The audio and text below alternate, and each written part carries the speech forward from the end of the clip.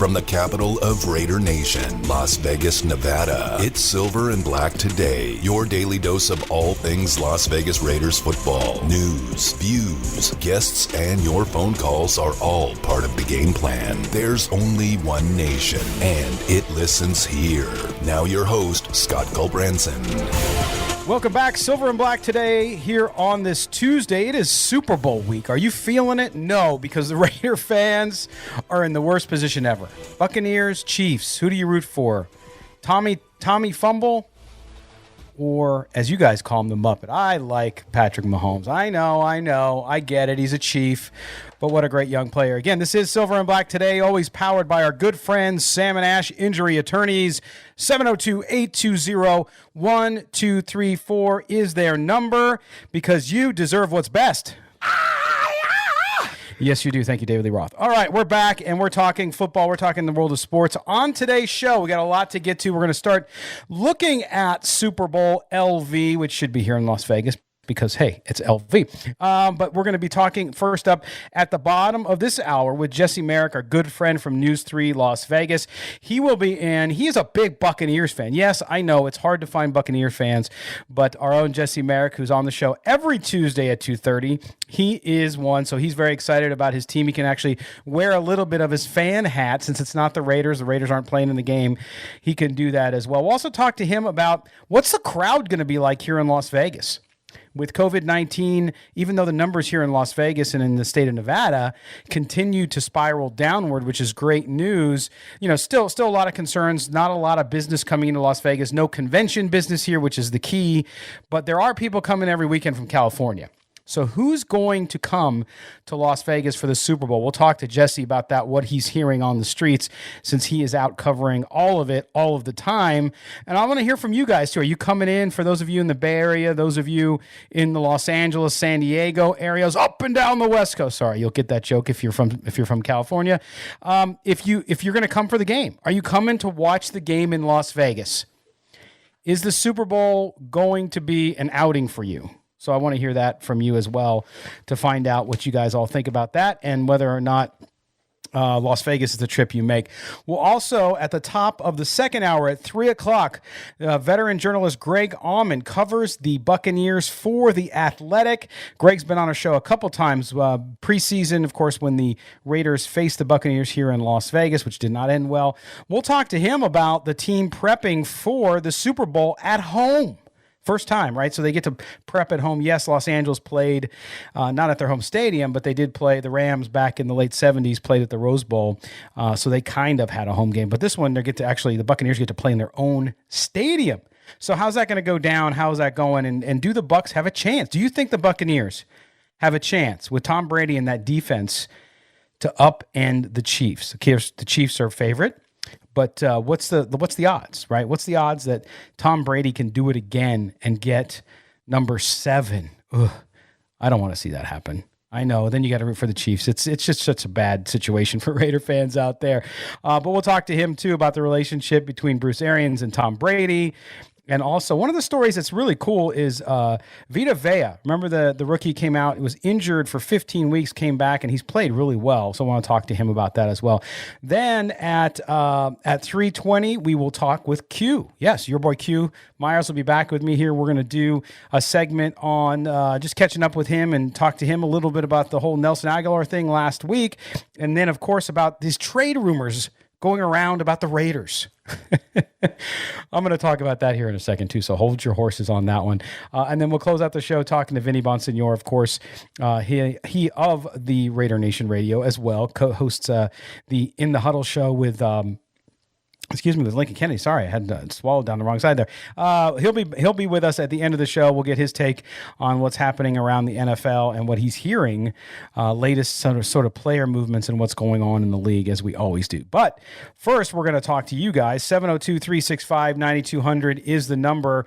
A lot of subjects out there to talk about with the NFL. And what I like to do this time of the day is we get to our winners and losers from the world of sports. So here we go. In life and sports, not everyone gets it right. The line between brilliance and ignorance is a fine one, and Scott is here to call them out. It's time for today's winners and losers. All right, my winner for today is the Raiders. Yes, I get to talk about the Raiders. The Raiders and local high school girls flag football. I don't know if you saw the announcement today, but the NFL and Nike are partnering to grow girls flag football in the U.S. Nike has committed $5 million in products to grow flag football within high school athletics.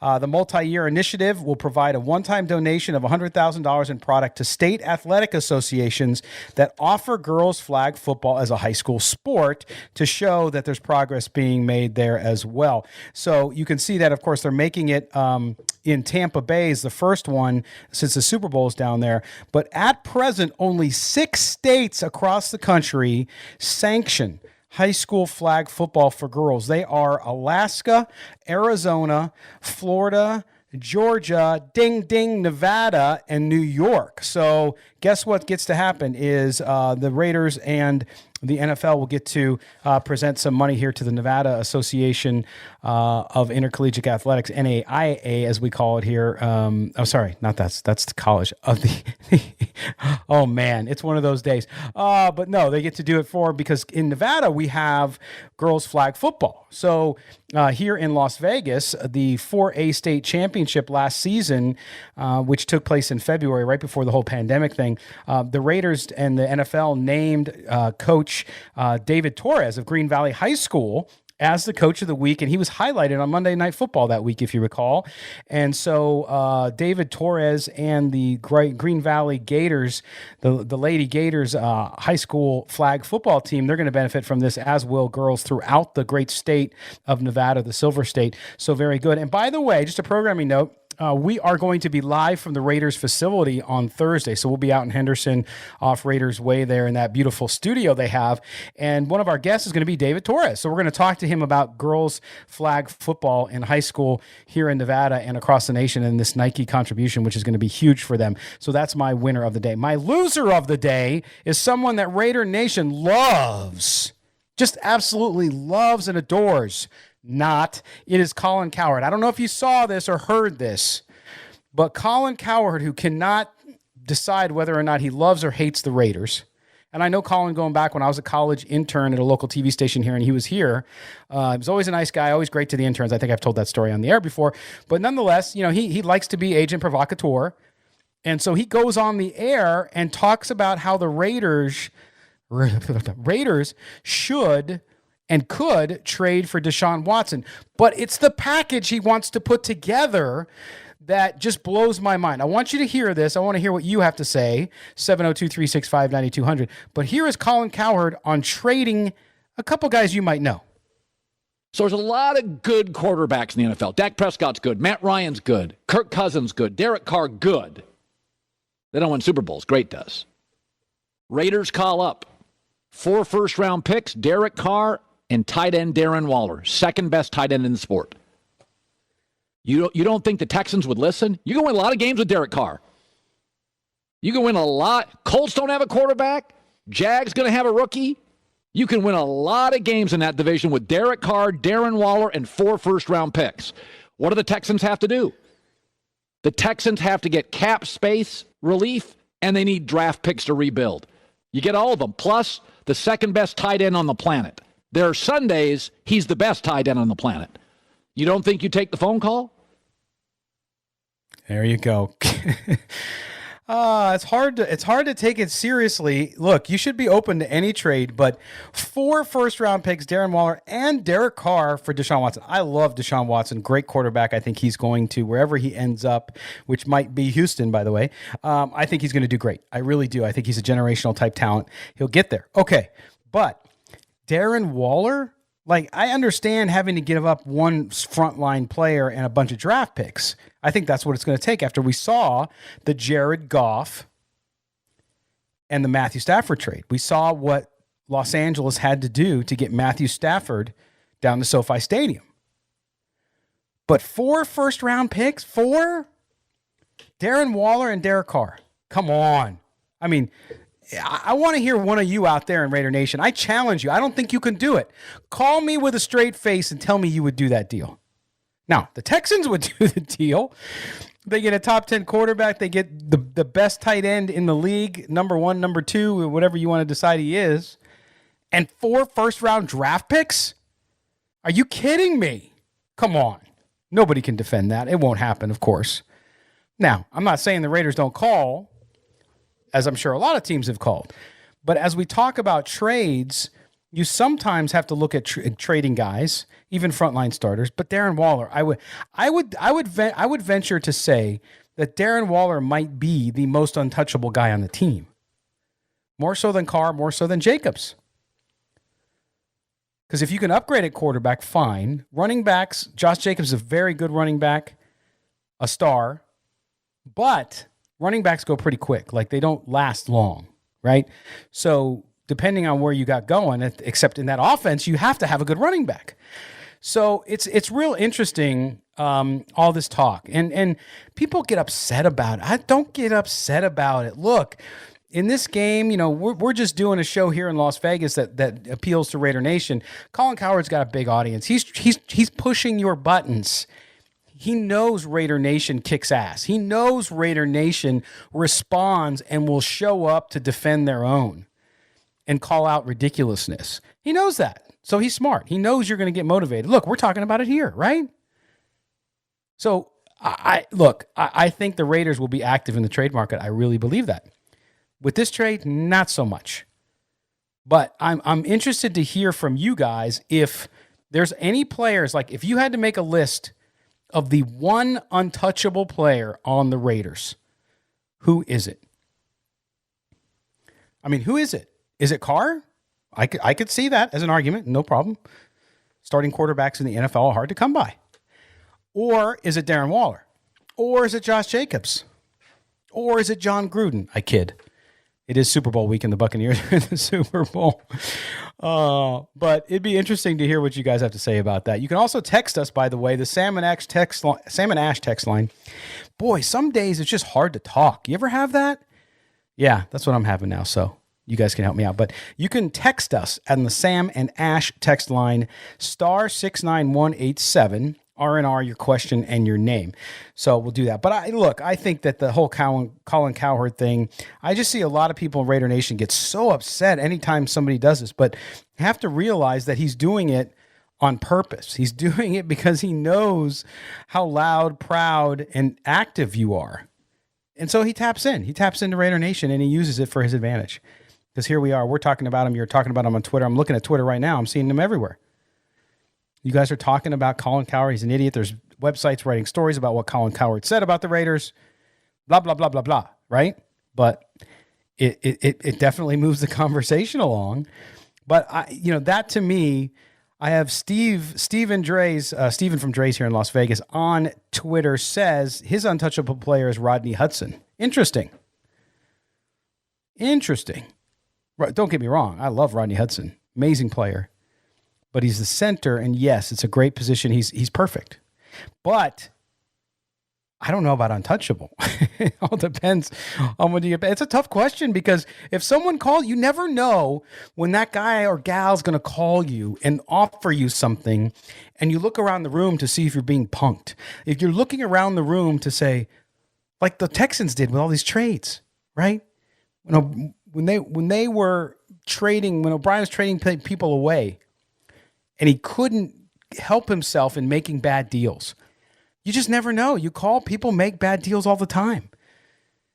Especially if they're desperate. If they're desperate, boy, you might be able to fleece them. Now, you might think that's taken advantage of, but that's also an advantage in business, right? So if the Raiders can extract something of incredible value and have to give up a player in return, who would it be? I mean, Evan Grote, who hosts our Just Pod Baby podcast, who's on the show with us on Thursdays. He'll be joining us as we're at the Raider facility. He tells me right now via text, Waller is untouchable. And that's where I would lean, honestly. I think Darren Waller is such a special talent, and he has such a bright future. He's only getting started, that he would be my untouchable. No offense to Derek Carr or Josh Jacobs, because I think those are both good players that you don't want to trade. But at the same time, if I had to, I think the only guy I would not trade is Waller, just because that tight end position is again growing in influence. You see the offenses, how they operate, and when it gets going, and he's so athletic. He can break out, he can cut out as a wide receiver, he can do all sorts of things, and he's just one of those guys. When he gets rolling, he dominates, and so to me, that's hard to find. Darren Waller is, to me, as valuable a receiver as you can have. I mean, you look at what the Chiefs, they're in the Super Bowl on Sunday. Travis Kelce, that's their people. Oh, Tyreek Hill's their number one receiver. No, he's not. It's Travis Kelce. And I think in this case with the Raiders, it's the same thing. They're building to beat the Chiefs, and they're in some ways following the path of the Chiefs. And I think you have to have that dominant, athletic tight end who is just a freak of nature, because that's what he is.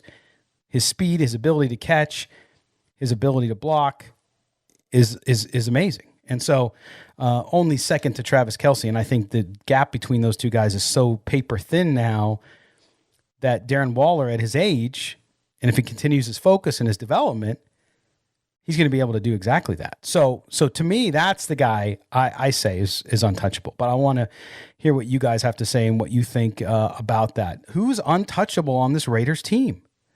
I mean, you guys have to have an opinion on that. 702-365-9200 is the number.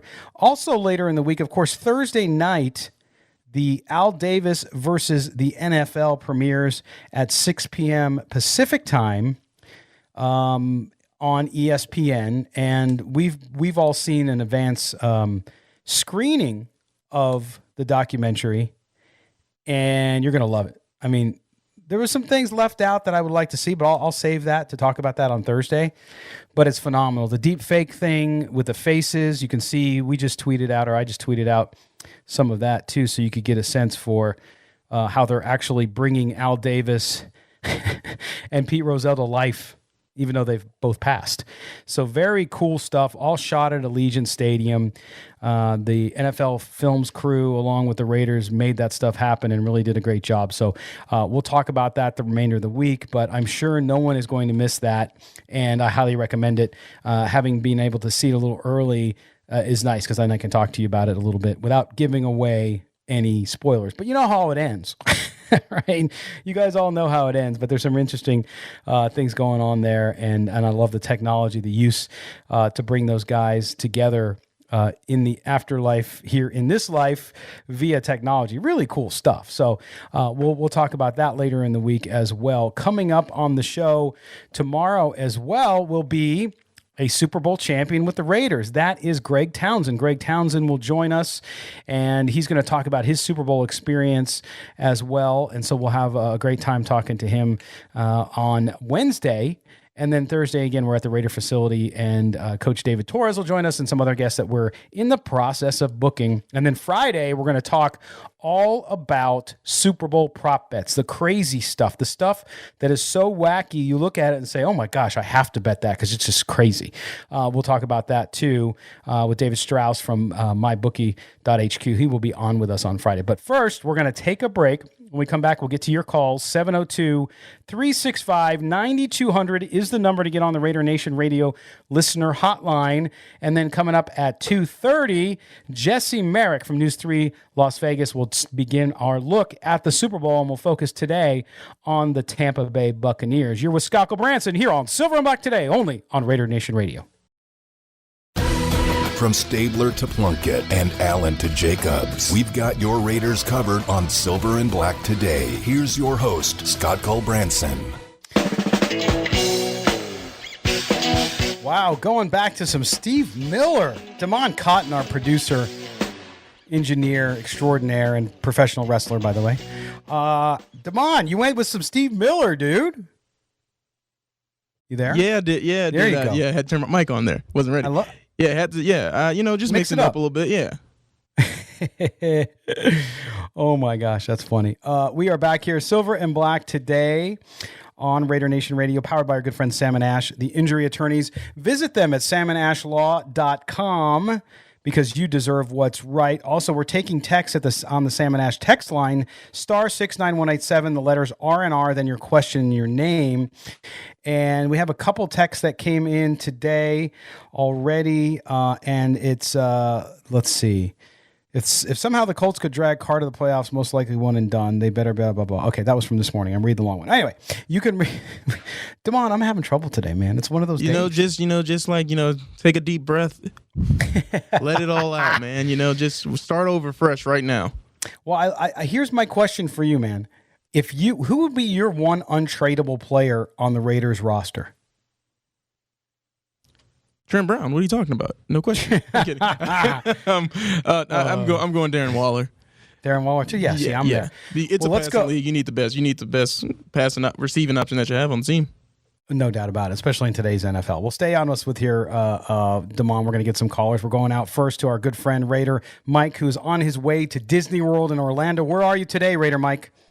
Today, I actually timed this calling from one of our.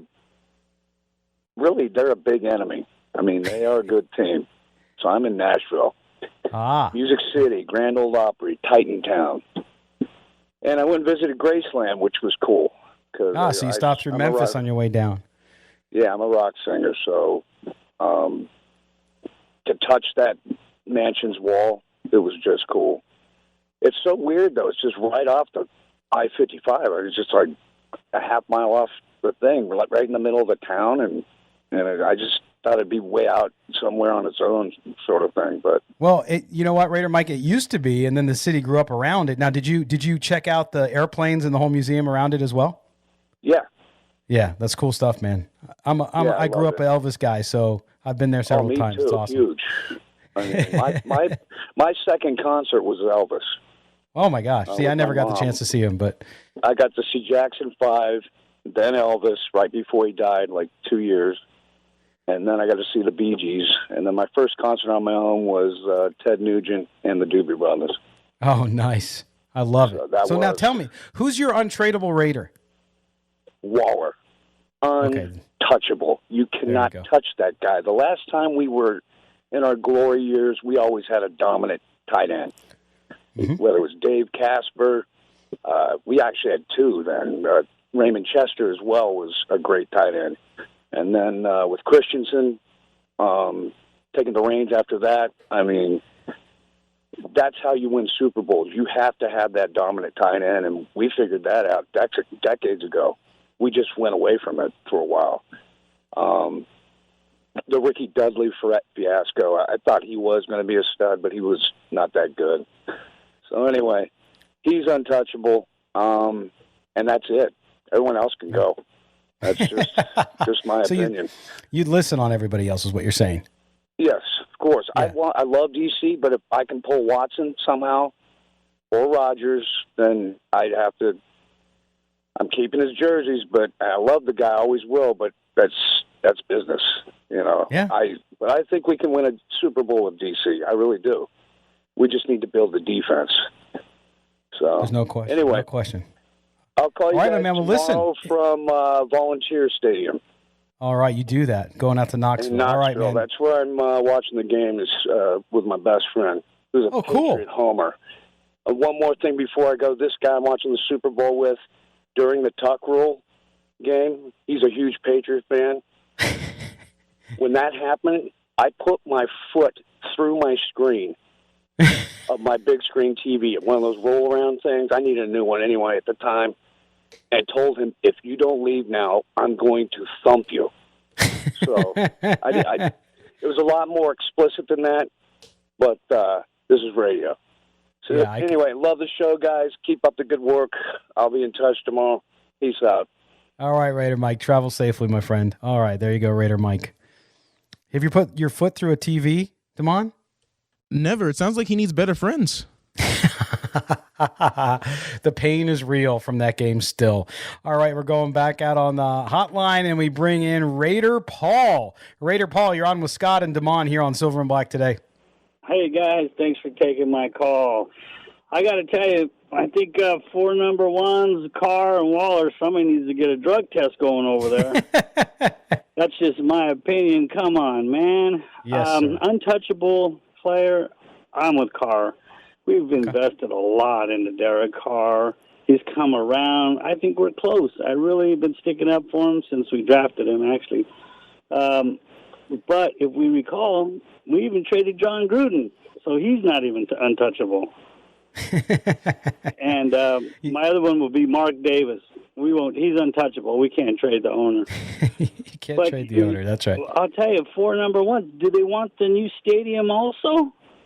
Man, yeah. You're asking for who would give up your whole franchise team would be gone for years. You just couldn't rebuild after all that. I think personally, I mean, if you take the Rams for example, they've given up a lot for one player. Now, what I do want to say though is I like to shift our focus on. Let's go after J.J. Watts. I think he's going to be available. And another big one is Von Miller. Von Miller from Denver has got a good year or two left. Now we've got a new coach, and you know who's going to come with this coach next year? You heard it first, is Joey Bosa. He loves him, and he's a free agent. Yeah, so we'll have to see. I mean, but I agree with you. I mean, look, if you're I think the Raiders are not. The problem is they're not as close. Like the Rams have to win now. They got some trouble with the cap coming up. They feel like they're a quarterback away from winning. They have that defense with Aaron Donald. They have the offense with guys like Cooper Kupp. They have good running back again with Akers. So they feel like they're right there. The Raiders are building, and the Raiders are getting better. If the Raiders were a better quarterback away from winning a Super Bowl, or at least being in contention, then I could understand it, but I don't think that's the case. So we'll have to see. But Raider Paul, thank you so much for your call, man. We appreciate it. All right, we're going to switch gears. We're going to talk more in depth about the Super Bowl, and to do that, we bring on Las Vegas's biggest Tampa Bay Buccaneers fan. I think that is Mr. Jesse Merrick from News 3. You can follow him here at Jesse News 3 LV on Twitter. Jesse, you getting excited? It's Tuesday. The game's inching closer, man. Heck yeah, Scott! I can't wait, man. And you know, I'm a big Bucs fan, but I know a decent amount of Bucs fans out here, so. I don't want to myself just yet, but I think I'm up there for sure. Now, I can't wait, man. It's been a long time coming.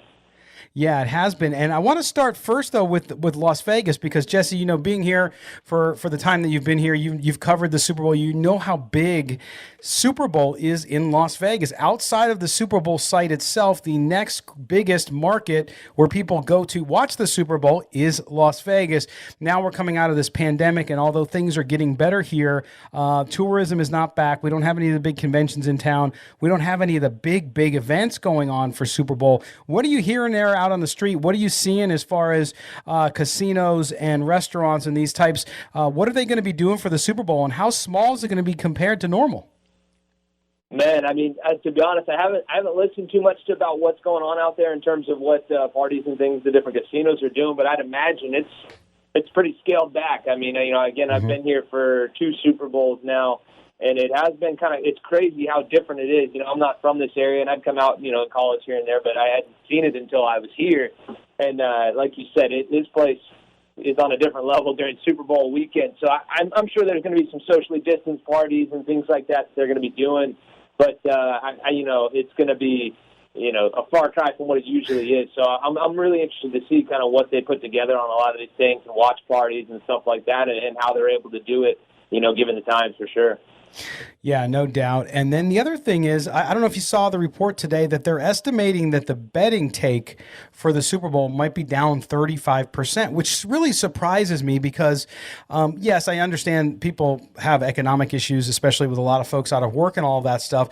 But you have the Chiefs, you have Patrick Mahomes, you have the Buccaneers, you have Tom Brady. You would think that people would want to bet on this game because it's going to be a pretty good game. But it just surprises me that, no, they're saying it's going to be down considerably. Yeah, 35%. That's insane. I wouldn't have guessed that at all, especially, again, like you said, given the teams. I mean, maybe that's just a sign of, obviously, again, like you said, people having some financial issues and everything. Hopefully everyone's okay. But, you know, a lot of the times bettors bet no matter the situation.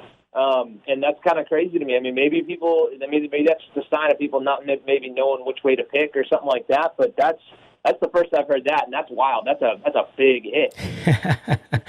Well, let's talk about the game. Let's talk about the Buccaneers and the Chiefs. Of course, the Chiefs favored going into this game. The Buccaneers, the way they've gotten there, the way they've came together at the end of the season, which I know we've talked to you about before. But to me, I look at this game, and absolutely the Buccaneers can win the game. I think, though, that the Buccaneers are going to have to play near perfect football and really offensively going to have to stay on the field as long as they can, get Tom Brady those long sustained drives to keep Patrick Mahomes on the field. When you look at this game as someone who likes and follows the Buccaneers, what do you think they need to do in order to maybe see what the Raiders did against Patrick Mahomes and try to stop that high-powered offense? Yeah, I mean, the big thing, and it's kind of what everyone talks about with being able to beat the Chiefs, is being able to get there without blitzing anybody and playing with that front up there and having them get some pressure on Mahomes and, make him move around, make him sit back there and affect him as a quarterback. So many teams aren't able to do it, and that's one thing I was having a conversation with someone today is, this Bucs defense, that's how they've gotten there. I mean, you take guys like Shaq Barrett and JPP, and now they've got Vita Vea back and, Ndamukong Suh. Those are guys that have been dominant up front and have been able to get after the quarterback. And the Bucs do blitz a lot. Todd Bowles likes to turn it up. But in this one, obviously, I'm sure everyone has seen the stats millions of times where they say don't blitz Pat Mahomes because it doesn't work. I guarantee you that, Bowles is going to do it every now and then because that's just his game. But he's that guy you got to get to without blitzing him. And the thing that's interesting is the Buccaneers secondary has been real inconsistent throughout the year. So I'm really interested to see kind of how that matchup plays out and really who they match up with Travis Kelce. The Bucs have some speed in the back end that they can kind of match up with some guys on Tyreek Hill and things like that. But the size matchup and things like that with Kelce is going to be interesting. I think Jamel Dean draws that, but there's a handful of guys that they may try and do. I just don't want to see the Bucs try and match up a linebacker on him, no matter who it is in our linebacking core. I don't want to see that matchup against Kelce at all. Jesse Merrick from News 3 Las Vegas is our guest. And you mentioned Todd Bowles on the defense for the Buccaneers there. If you're Todd Bowles, Jesse, to me, even though Tyreek Hill, I think the last time they played, he had 13 catches, 260 yards or something. It was crazy, right? He just burned that defense. But yeah. If you're Todd Bowles, I think I still doubled Kelce. I think you have to double Kelce. He's just so dominant. And yes, Tyreek Hill can be as well, but you kind of have to pick your poison. If it's you and you're Todd Bowles, which one do you do? Yeah, if it's me, and I get where you're coming from. If it's me, though, I'm doubling Tyreek, and I'm putting one of my bigger-bodied corners on Kelce. You got Jamel Dean, Carlton Davis even. Those are guys that are fairly physical. And I was actually, again, this conversation I had today with a buddy of mine that's a reporter out here who's also a Bucs fan. He was saying, the fact that the Buccaneers corners are very physical. The receiving core, for the most part, for the Chiefs, isn't a big physical group outside of Kelce. So, again, you double Tyreek and try and take your chances with one of your bigger physical corners on a guy like Kelce. And I think that's the right move. As much as you may want to double Kelce, I get that. But at the same time, I mean, there's nobody faster in the league than a guy like Tyreek Hill, and that's somebody I think you got to shut down and again, take your chances with a guy like Kelce. Now, on the offensive side of the ball, what is Tom Brady and that offense and Byron Leftwich as the coordinator, what do they have to do from a game plan perspective? If you're the coach and you're standing on the sidelines and you're looking at a plan to hold the ball as long as you can, what do the Bucs need to do effectively, and what does Tom Brady have to do as he appears in his record 10th Super Bowl? Yeah, which is just insane. To even say that. But, really, and it's simple as one, they got to keep them clean in the pocket. I mean, we saw how uncomfortable Josh Allen looked against these guys. They were bringing the heat. And, again, to those same stats where everyone talks about how good Mahomes is against the blitz and when he's pressured and things like that, it's the opposite end of the spectrum for Brady. So the Bucs have to protect him. That's why they've managed to get to where they are now, because they've really, shored things up in pass protection and stuff like that. But to that note, you definitely got to run the ball, because as long as Mahomes is sitting on the sideline, then he's not going to be able to hurt you, or at least they're going to have to take more chances in order to do that. So, yeah, run the ball, and that's where, a guy like Playoff Lenny, everybody goes crazy for Leonard Fournette in the playoffs this year, and then Ronald Jones, get those guys rolling. And at the end of the day, too, though, the Bucs still have a big play offense. I mean, look at the weapons that they've got. And then you throw in a guy like Mike Evans. He is second in the league since, I believe, 2008 in targets of 20 or more yards down the field. Number one in the NFL over that time is Tyreek Hill. So they're going to take their shots as well with a guy like Evans. And again, it goes back to the end of the day, they're the no-biscuit team with Bruce Arians back there. So they're going to be chucking it. But I think you're going to see more of a balanced approach from them and look for them to establish more of the run, to maybe call some of the dogs off a little bit on the defense to make life a little bit easier for Brady back there. Jesse, when you look at the other side and you look at the Kansas City Chiefs and what they're able to do, I think a lot of people look at Patrick Mahomes and they see the talent, they see the plays, they see the off-balance throws against his body and the no-look and all that stuff. But in reality, I think the thing that makes Patrick Mahomes most dangerous is a little bit of what makes Tom Brady dangerous. And the one thing that they're similar, and it's what happens above the shoulders, meaning the thought process, the ability to make quick decisions and get the ball out quickly. When you look at Patrick Mahomes against that Buccaneers defense, what do you see that's going to cause problems for Tampa? Oh, man. How much time we got? Long list. Yeah, right? We can sit here and talk about that all day. But again, it's the simple fact that, he's a guy that's not afraid to chuck it and let it rip and throw it in tight windows and do those crazy things like you said. But also he's got the mind that so many people don't have in this game at the NFL, and it's crazy to be able to say that a guy that's his age, that can already do that. I know obviously Raider Nation knows it all too well what he can do. So it's going to be interesting because you have to figure out a way to confuse him, make him think it's one thing in coverage and then do something else behind it, and delay, get into what you're actually doing and bluff and things like that. And make him think, okay, hey, they're going to blitz, they're going to do this. All right, we're going to chuck it for this. And then you go and drop, 6 guys back in coverage or 6 or 7 guys back off in coverage and things like that. And, make him see ghosts, for lack of a better word. Have guys popping up in coverage in spots he's not expecting, which is a hard thing to do when you're going up against the trio, really, of Eric Bieniemy, Andy Reid, and Pat Mahomes back there, because we've seen what those guys can do on offense. And really, I think the other thing that's insane about this team is what they're doing isn't necessarily that complicated at a base level, but they do so much candy and so much motion and so many things like that to confuse a defense. So it's that battle of wits that I'm really excited to kind of watch between them and Todd Bowles and just this defense as a whole, how they go about, weaving their way through all that eye candy and figuring out what the heck they're going to actually do.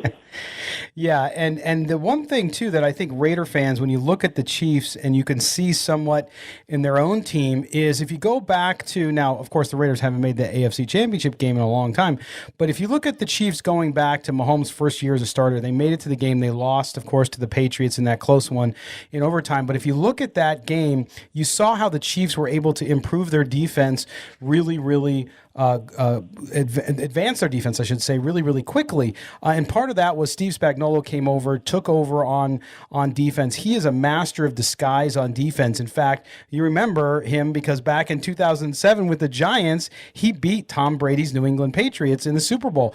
And so when you look at that and you look at what they've been able to do, the Chiefs on defense, I think they don't get as much credit because the offense tends to always be the, like you said, eye candy. They're the ones out there getting all the attention, of course, Patrick Mahomes. But that defense for Kansas City and Steve Spagnuolo's experience against Tom Brady really could come into play here and be an effective tool and an advantage for Kansas City, couldn't it? Yeah, it definitely can. I mean, there's not many people that have had success in this game against a guy like Brady. So when you've got someone that has, obviously, that's huge to be able to have that in your pocket there and to be able to pull from that. And also, just even from a belief standpoint, when you're talking to your guys, where you're like, hey, look, I've been there, done that. I beat Brady in the Super Bowl, so this is what we got to do in order to get it done. And that's, like you said, the Chiefs used to be that team where it was like, hey, they're just going to outscore you. It's going to be this back-and-forth game. There's going to be 100-plus points thrown up on the board, but, we'll see what happens, and we just know at the end of the day we're going to be able to outscore you. Well, that's not always necessarily the case now anymore with their defense because they've gotten the back end shored up a bit, and their corners have really started to come on here in the last handful of games in postseason. So that's what's made them a lot more dangerous, giving them the opportunity to move guys around a bit more. Sorensen, their other safety, has played really well. He was a guy that, they were probably going to replace, and then all of a sudden he comes in this year and has had a great season for him as well. So that safety duo that they've got back there with him and the Honey Badger is a scary one. and comparing him with Spagnuolo. We heard Gruden talk about him, that he disguises better than anybody in the league, and that was something they were looking for going into those two matchups against the Chiefs. So obviously they're going to look at the same thing with Brady and confuse him, and I'm sure the Internet's going to be waiting to try and drop some more memes of Brady not knowing what down it is or what the coverage is or all that stuff. It's just, that's the thing that I love about this one, regardless of the fact that I'm a fan of the Bucs or not.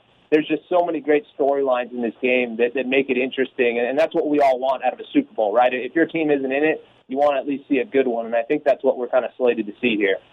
Yeah, no doubt about it. Jesse, before we let you go, you got to give us your official prediction. I know you'll go a little bit with the heart, but what do you think is going to happen in this game on Sunday?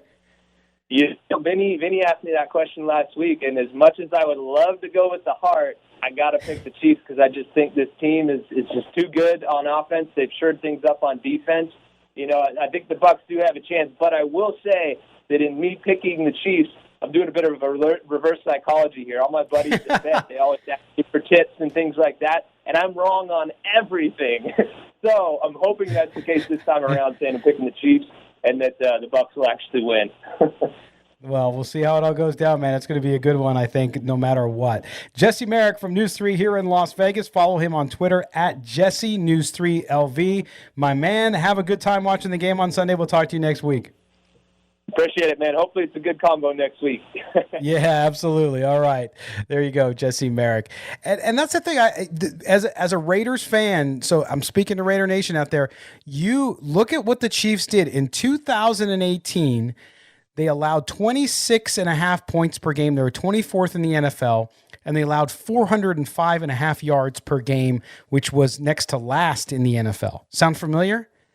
Since Steve Spagnuolo took over, and this is what tells you what coaching and player acquisition, don't get me wrong, have done. But since 2018, since he stepped in the building for the Chiefs, they now allow 20.9 points per game, which is 7th in the NFL, and 354 yards per game, which is right in the middle, 16th.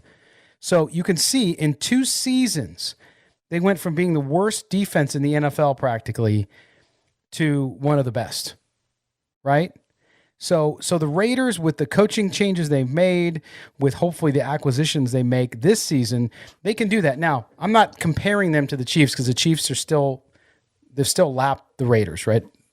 But I do think with the Raiders' offense, continued refinement there, and then going out, getting what they need on defense, I'm telling you, this team's not far away, folks. Don't get too discouraged, as I think there's really bright days ahead for the Raiders. Okay, it is time for a break.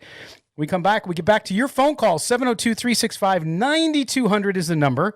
You're on the air. This is Scott, and Damon Cotton is joining me today on Silver and Black Today, only on Raider Nation Radio. From Stabler to Plunkett and Allen to Jacobs, we've got your Raiders covered on Silver and Black Today. Here's your host, Scott Culbranson.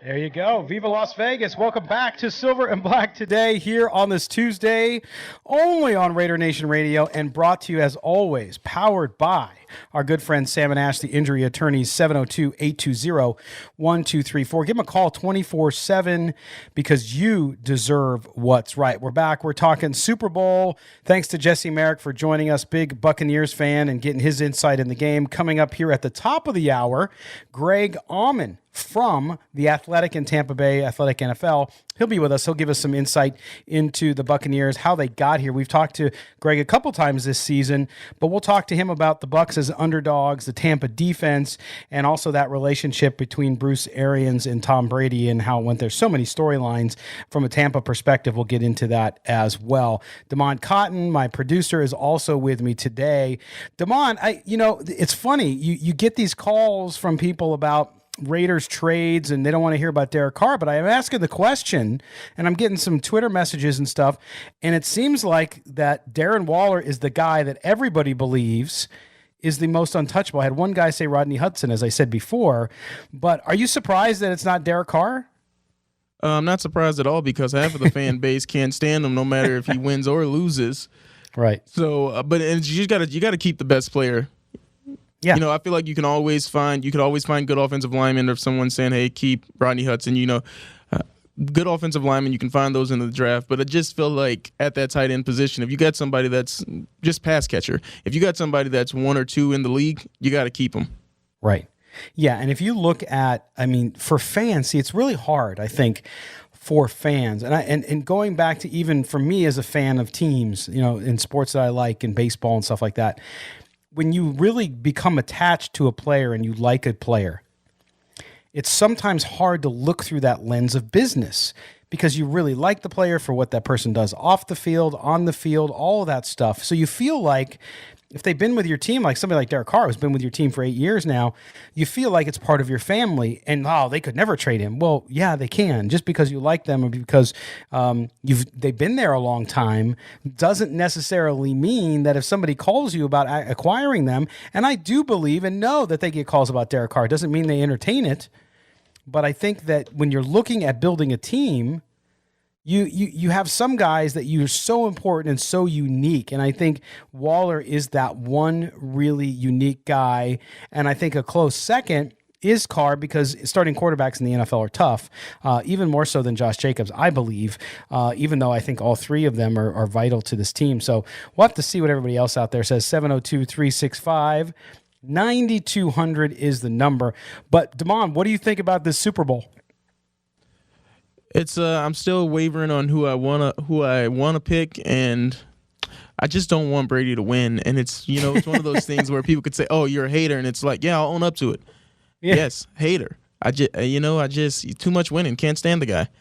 Too good looking, can't stand him. Brady's just that one player that I'm just like, really him? If anybody could play it, what I think it was? Me being from Tennessee, I grew up a Peyton Manning fan, so always fighting the battle of Peyton Manning's better. You got to trust me. You got to believe me. Manning's just better, and it's just Yeah. I think that's where it stems from. It's just like me growing up a Peyton fan to just say, all right, maybe I have to concede it a little bit. 2 Super Bowls to 6, but come on, I think he's still a little bit better if you ask me. Yeah, yeah. And are you did you grow up a Colts fan then? Were you a Colts fan because of Peyton? Yeah, I'll go ahead and admit it, because Titans, that's still the team that's near and dear to the heart. But when the Colts were rolling the mid 2000s, it was just I jumped on the bandwagon. But I think what you express is a lot of people, because most of the time, and I'm not a big Tom Brady fan either. I respect the hell out of him.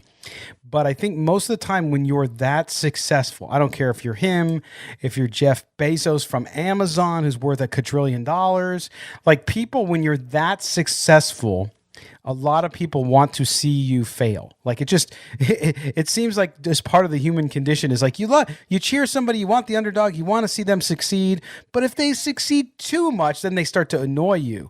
And I think I'm seeing that a lot with this game is people are like, all right, Tom Brady, you got 6 rings, you're wearing one on all of them on one hand and one thumb. You've had yours. Why do you need more, right? And so I think there's a lot of anti-Brady versus pro-Chiefs cheering going on, don't you? Exactly, because you just don't want them to win. It's just, you've seen it so many times. It's like how you're saying it's too much success. It's like last week with the GameStop stuff, and you got other billionaires talking about, yeah, let's get those Reddit guys, yeah. And it's just like, no, not you guys. You guys can't join this. We don't want you over here. You don't want Mark Cuban saying, yeah, I'm with you. No, I don't care. You're too successful already. I don't, I know, it's like, man, save some for the rest of us, right? Yeah, it's like, no, get out of here. Let us have something for ourselves. Oh man, and that's with too Brady, much. I just get out of here, man. You've had enough winning, and it's also, it's like, well, it's not like if he loses, it's just some plucky guy underdog story that you'll never hear from again. It's Patrick Mahomes, and so he's also on the path to greatness as well. So, yeah. I guess I'll choose Patrick Mahomes. Gotta go with Mahomes. That's my final pick. But or you could just watch the Puppy Bowl. Are they doing it this year? I think they're doing it. They got to be doing it. Dogs don't get COVID. Or maybe they do. Somebody will call in, I'm sure. I think dogs get COVID. My dog had COVID. But nonetheless, it's time to take the break at the top of the hour. We have Greg Auman coming up. We just got word from him. He's, of course, covering the Super Bowl, so he's going to bump. We're going to have him at 6:15. That's for Damon, too, so I'm telling him right over the air. So we're going to get him at 6:15. So we'll take this top of the hour break. When we come back, we'll continue our conversation. And Damon, I want to talk to you, too. There's a story written today by a columnist about Matthew Stafford Stafford that has some racial undertones. I want to talk about that a little bit. So we'll take that break. Damon and I will come back, and then we'll talk to Greg Auman coming up here at 6:15. And right after that, Q Myers will join me, and we'll talk some more Raiders news as well. You're listening to Silver and Black Today here on Raider Nation Radio.